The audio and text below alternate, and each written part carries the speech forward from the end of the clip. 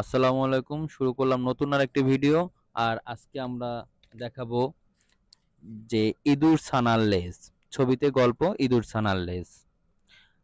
তো অনেকগুলি ইঁদুর মিলে গল্প করছে। তারা বিভিন্ন খাবার খাচ্ছে, ঘোরাঘুরি করছে, বিভিন্ন খাবার নষ্টও করছে।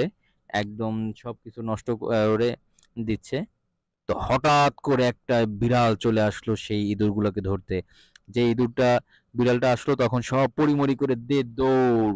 সব দৌড়াদৌড়ি করতে করতে একটা ইঁদুর কোনো জায়গায় দৌড়ে বা পালাতে না পেরে সে ঢুকে গেল একটা বোতলের ভিতর। বিড়ালটা তখন হাত দিয়ে দেখলো, ধরতে পারছে না। তারপরে অনেক চেষ্টা করছে, কোনো মতে বিড়ালটা ইঁদুরটাকে ধরতে পারছে না। তার মন খুবই খারাপ হলো, সে ধরার জন্য অস্থির হয়ে গেল। সে তখন তাদের রেখে ওখান থেকে বের হয়ে গেল।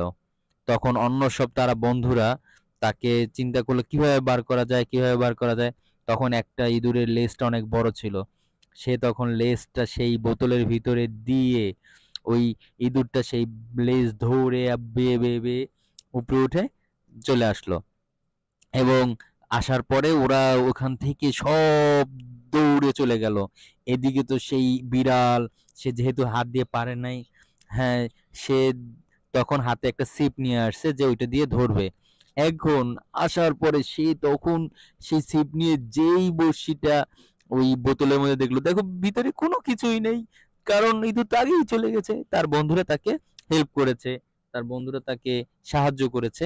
বিপদে পড়লে বন্ধুদের হেল্প নিতে হবে এবং নিজেরাও বিপদে পড়লে বন্ধুদের সাহায্য করতে হবে। আজ এই পর্যন্তই। আবার দেখা হবে নতুন কোনো ভিডিওতে। Bye bye.